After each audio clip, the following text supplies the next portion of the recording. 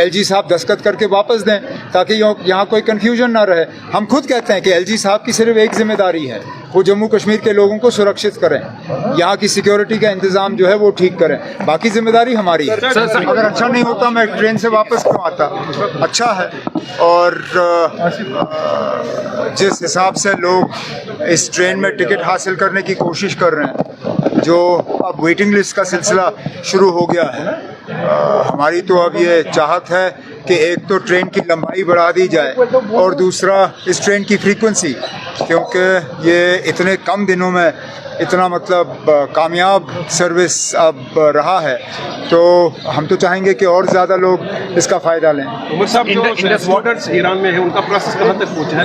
आहिस्ता आहिस्ता आ रहे हैं ना, रातों रात तो हम उनको निकाल नहीं सकते क्योंकि कोई हवाई अड्डा खुला नहीं है, कोई पोर्ट खुला नहीं है। उनको हम बाय रोड जो है पहले उन शहरों में ला रहे हैं जहां बमबारी नहीं है, और फिर वहां से आर्मीनिया के ज़रिए जो है उनको वापस लाने का काम किया जा रहा है। आज उम्मीद है कि 300 या 400 के आसपास स्टूडेंट्स और आ रहे हैं, जिनमें से ज़्यादातर हिस्सा जो है जम्मू कश्मीर के स्टूडेंट्स का है। उनको सही सलामत हम घर वापस ले आएंगे। और सब कोई उम्मीद नज़र आ रही है जो ईरान इजराइल में ये वार है, मुझे पाकिस्तान में जब हुआ था फाइनली डायलॉग पे आना पड़ा, कुछ ऐसा है उम्मीद? मैं कह नहीं सकता हूँ।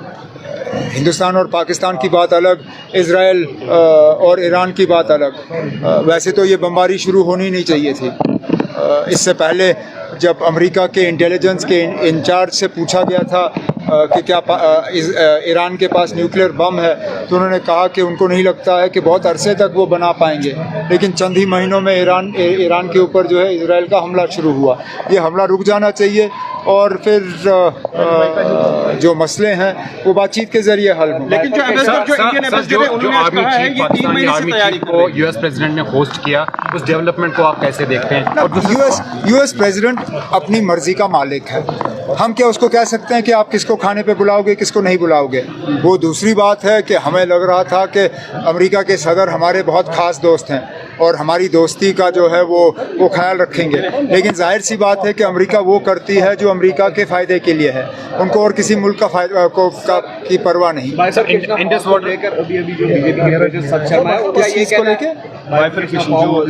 रिजर्वेशन वगैरह जो आप कह रहे हैं कि एलजी के पास सारे पावर्स हैं, मैंने कब कहा वो? उसको लेकर मैंने ये कभी नहीं कहा कि एलजी के पास सारे पावर्स हैं।